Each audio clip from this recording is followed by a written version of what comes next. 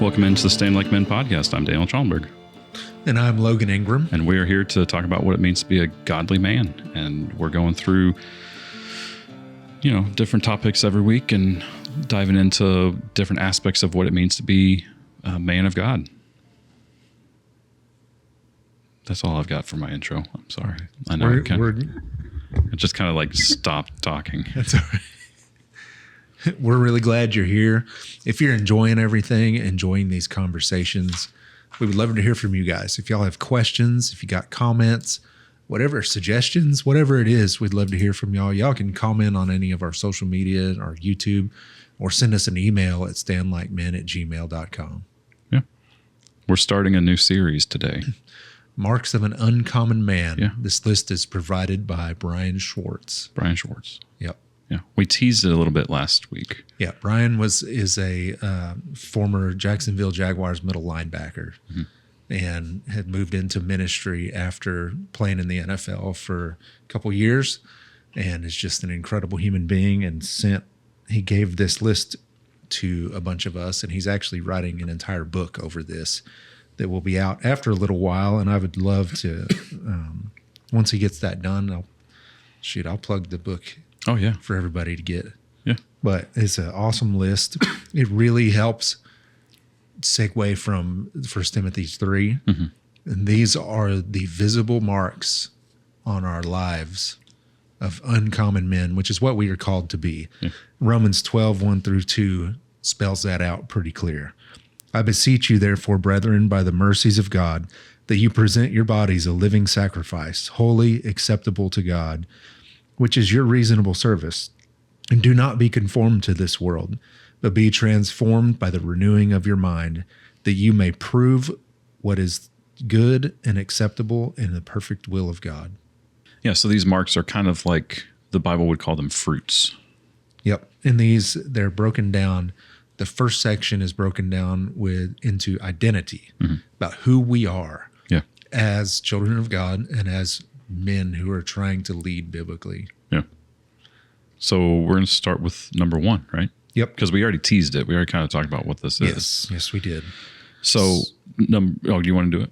Oh, I'm just saying, it's identity. These first couple are identity. It's who he is. And number 1 is he lives from and not for. Mm-hmm. This one's really big for me, and I know all other men pretty much. This one really combats this idea of performance acceptance. And so we are to live from and not for. I'll get to Colossians 3. Okay, you got unless you Colossians have 3. it. I did. All right. Yes, I've got it. Okay, go ahead and get it. I'll get the next one. So all of these are rooted in Scripture. So what we'll do is we'll say what the mark is, and then we'll break down the Scriptures, and then we'll go into what that actually means. And then we'll also push back with what a common man does. So we're really focused on what uncommon men, which is what we're called to be. Yep. And then we'll go into what a common man does and how it differs visually from what we are supposed to be doing. Yeah. Kind of what we're supposed to be as opposed to what we're not. Exactly. So we see both sides of it. Yep. But as a common man, I recognize those things and how I used to live. And sometimes these pop up and I go, crap. Yeah. I'm doing that again. I'm pretty common right now. Yeah. We'll be uncommon. I'm working on it. All right. That's why we're doing the podcast, man. So Colossians 3:1-3. And the subheading is put on the new self. So verse 1, if then you have been raised with Christ, seek the things that are above where Christ is, seated at the right hand of God. Set your minds on things that are above, not on things that are on earth. For you have died, and your life is hidden with Christ in God. And the next one's Ephesians 2:6. Ephesians 2, verse 6, and raised us up with him and seated us with him in the heavenly places in Christ Jesus. So an uncommon man lives from heaven to earth. He knows that he is already seated with Christ, already accepted in the beloved, already brought near, and already supplied from another realm. So we are not to like the thing I struggle with a lot and have my whole life is almost feeling like I actually have to accomplish something before that happens. And really, we're already part of that. Yeah. Like I'm already part of that. And it's taken 40 years of beatings for me to finally start to recognize that I don't have to perform to be that way. I am already like, we're already seated with Christ. He's already accepted us. Yeah.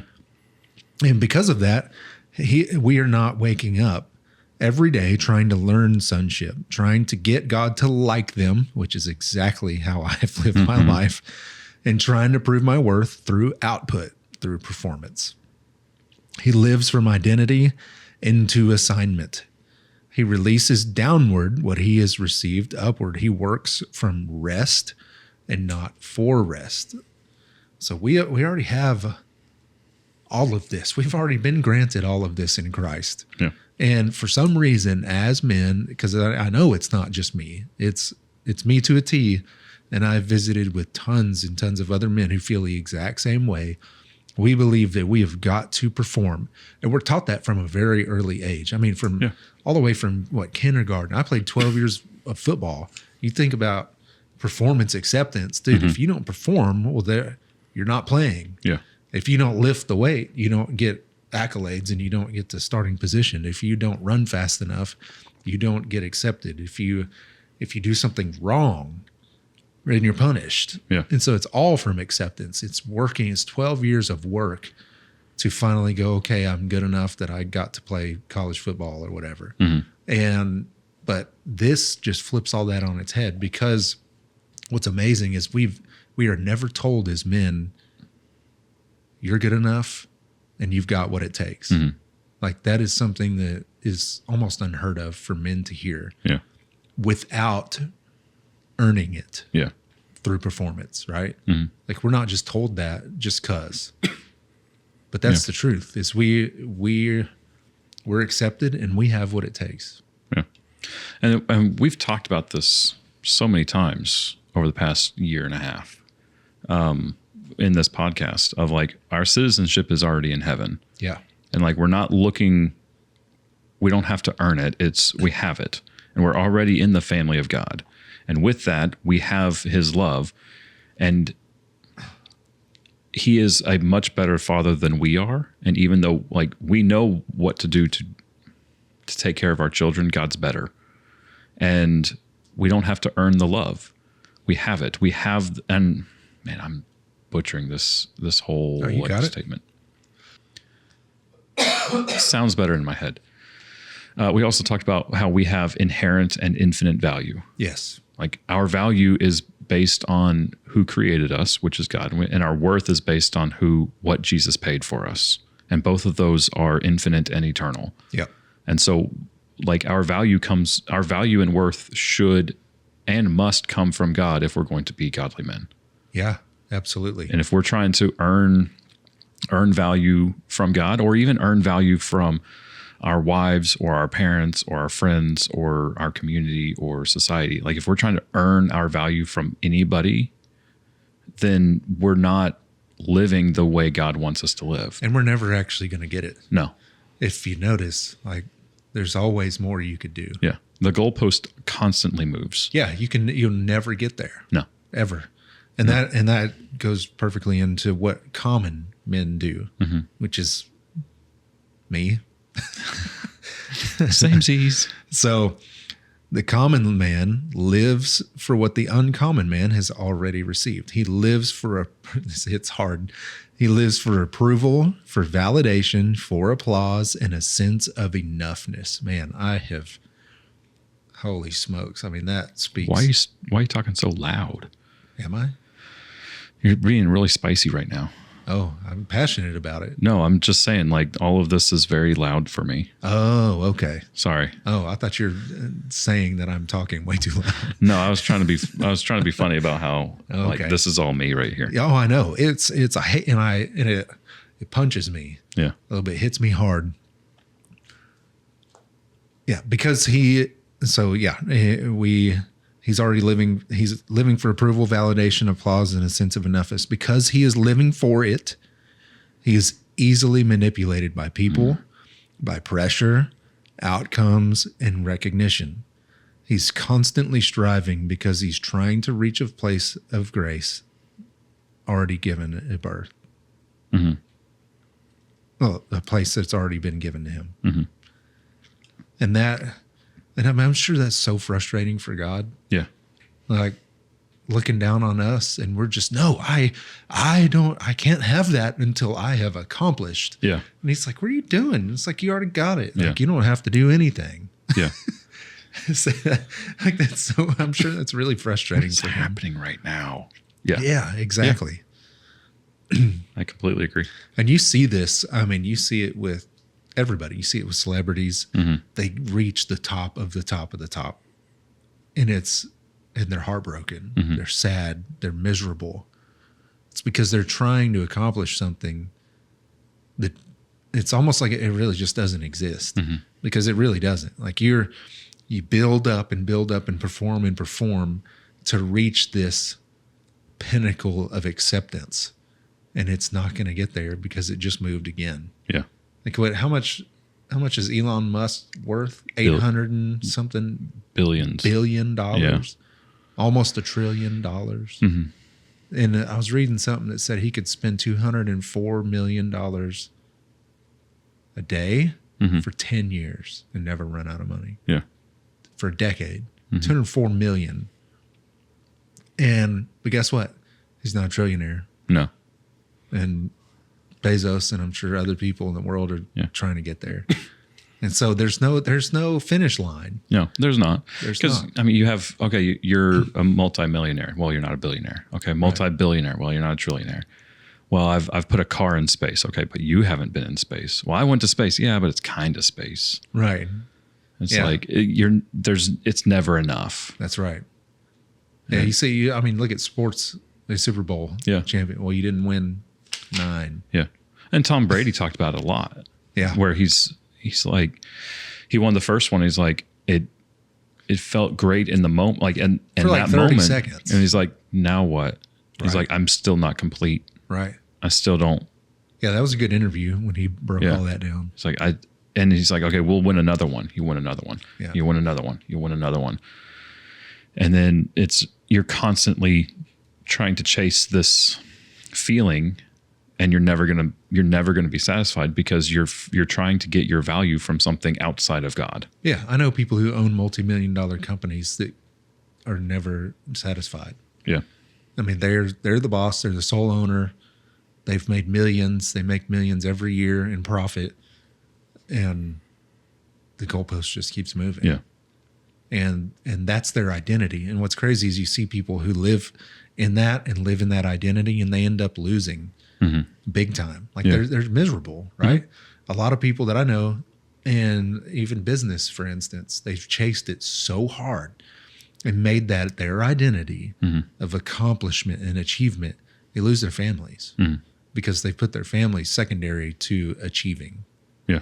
And so we've got to. The Bible does not call us to live in that. No. I mean, it is vehemently against us living that way. Mm-hmm. It's just constant in the Bible saying, you're already there. Our value comes from God. Yeah. First and foremost. Absolutely. Yeah. No other gods before me. Like, don't be chasing after anything other than me. Yep. So I would encourage y'all, don't concentrate so much on the output and your performance. Just know that you're accepted, you know, and it's really hard because the world lives totally differently. Everything on the planet is performance based. Yeah. I mean, it really is, every single thing. And so it's really, really hard. I'm not saying this is an easy thing to do. It is what we are called to do, though. Yeah. And if we are constantly living in that, where we are striving for achievement and all of that stuff, we are also not going to be able to lead well. Mm-hmm. It's almost like you can't pour from an empty cup, right? Yeah. If the goalpost keeps moving, guess what? Your cup's never full. Mm-hmm. And so what you're doing is just pumping more and more out to achieve, to fill up, which is weird Yeah. It's kind of a weird analogy, but that's what it's actually happening is you're pouring more of yourself out into achieving that you end up draining yourself of everything. Yeah. And You're never going to be satisfied. You're never going to be complete. No. And you're going to feel miserable. Yeah. That's exactly what happens. But if we start living from a place of acceptance and start living from sonship, we can give so much more. Yeah. I mean, we really can't, because first of all, our self-worth doesn't become, I'm not there yet. Yeah. It becomes, oh, I'm here. What do I get to do now? Yeah. There's a peace and a rest that comes from that. Yeah, absolutely.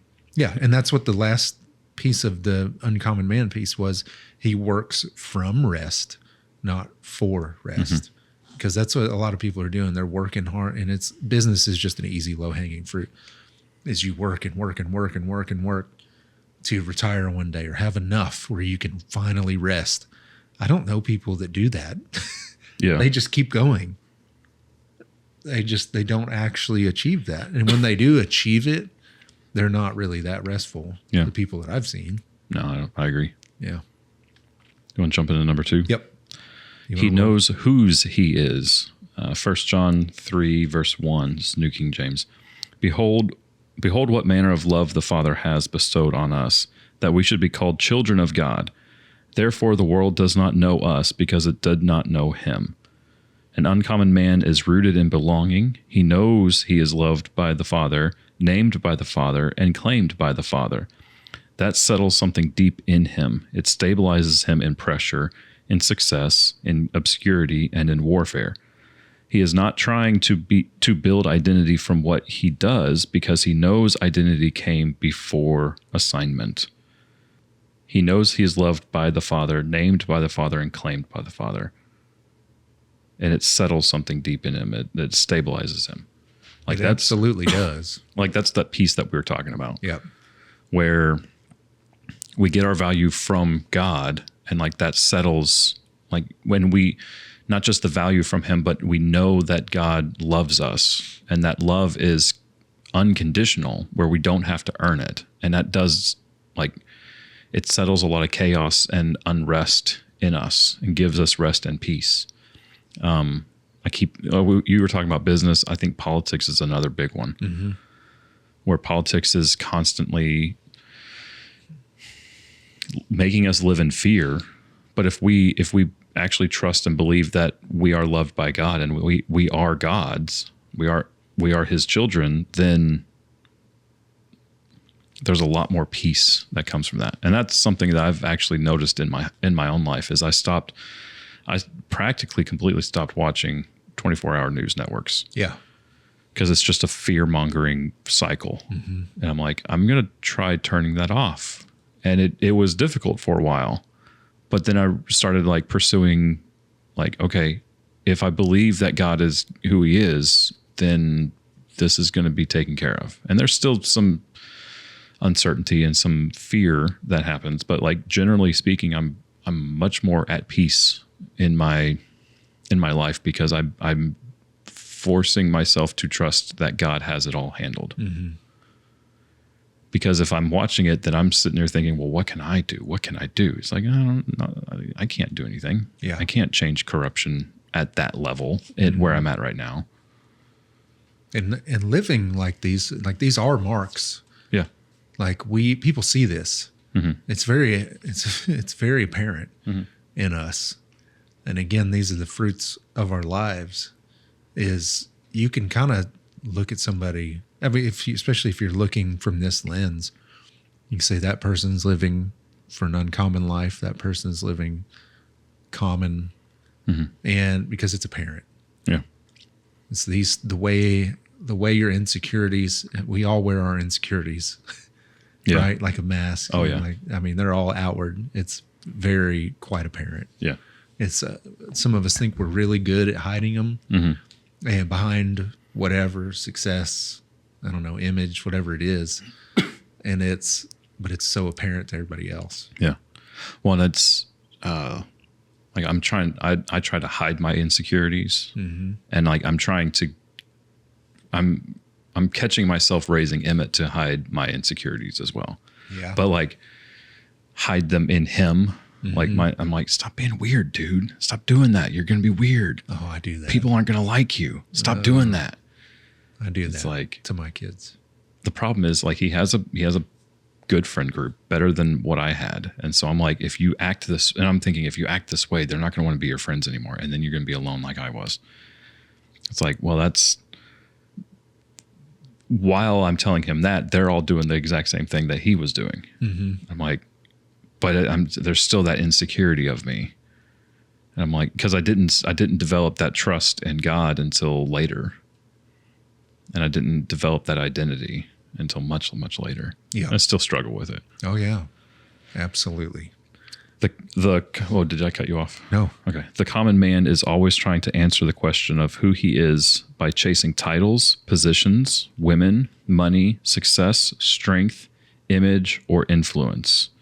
Because those things shift, he shifts. Because he built identity on sand, his sense of self rises and falls with performance. And this is tying it directly into what we were talking about at first, where like the goalpost constantly moves. Yep. It's constantly moving around.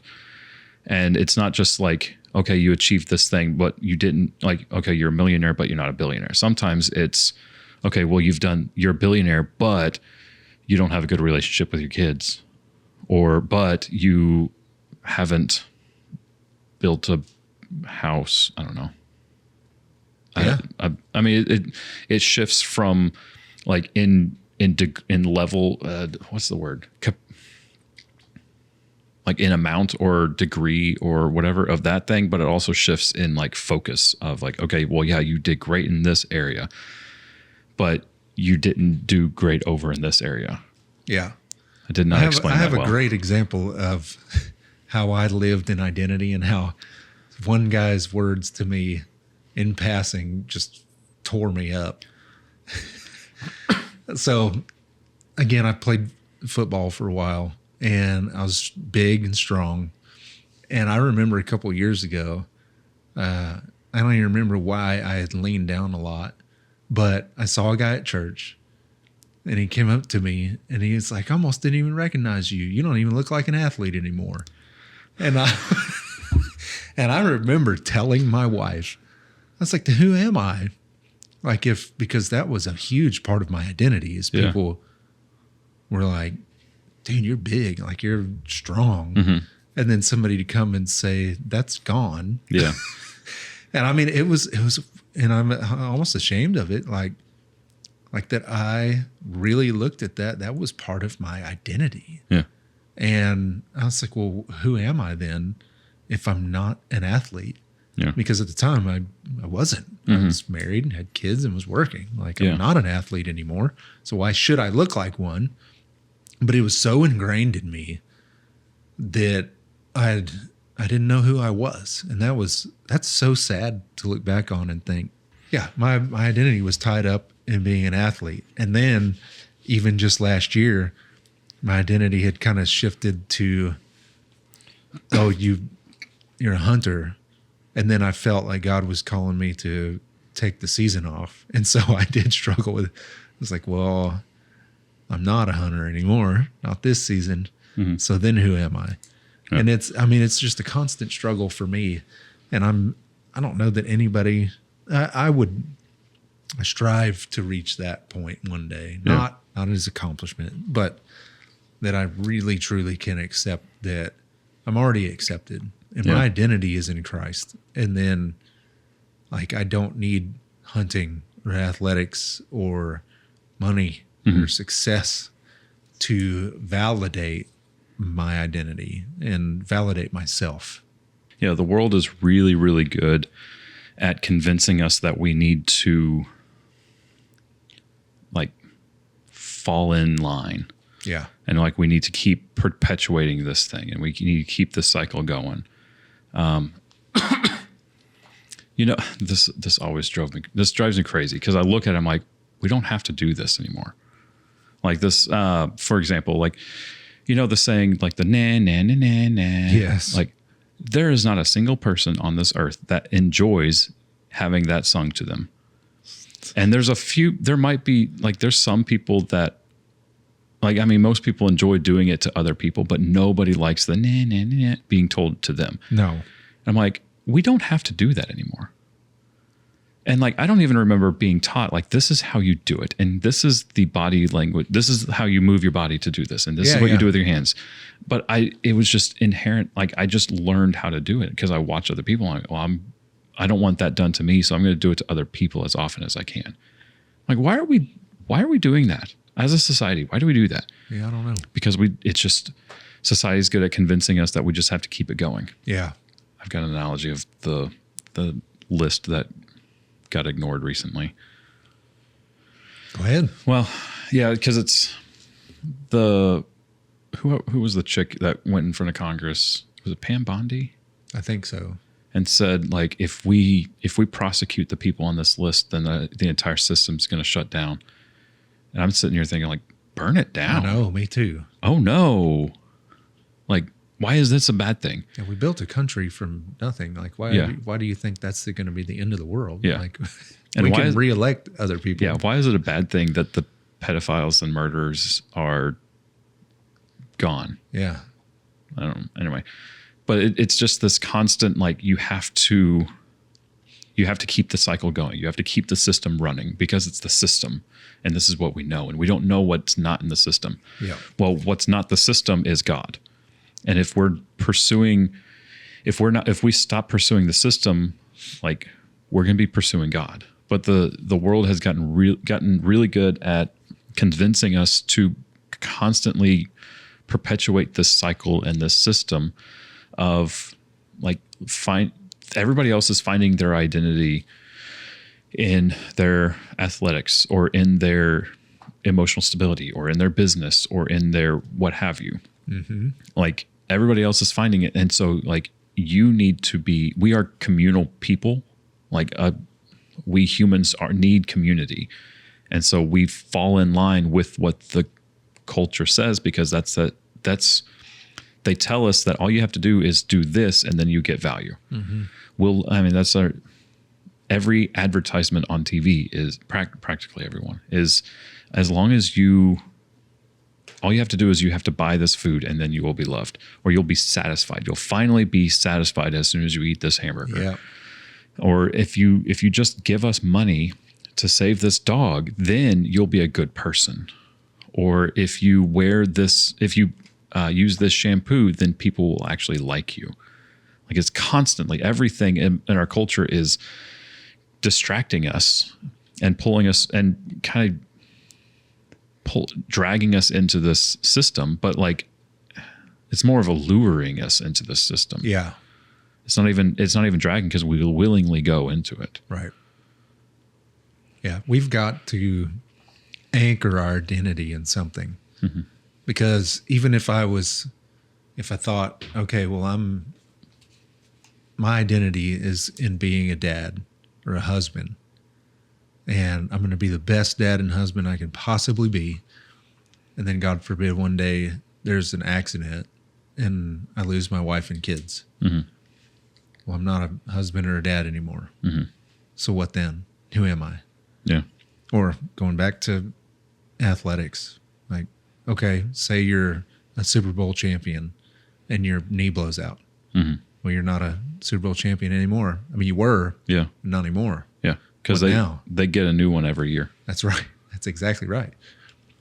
Or you're a super successful business, multi-million-dollar business, and then another COVID happens and the government forces a shutdown. Mm-hmm.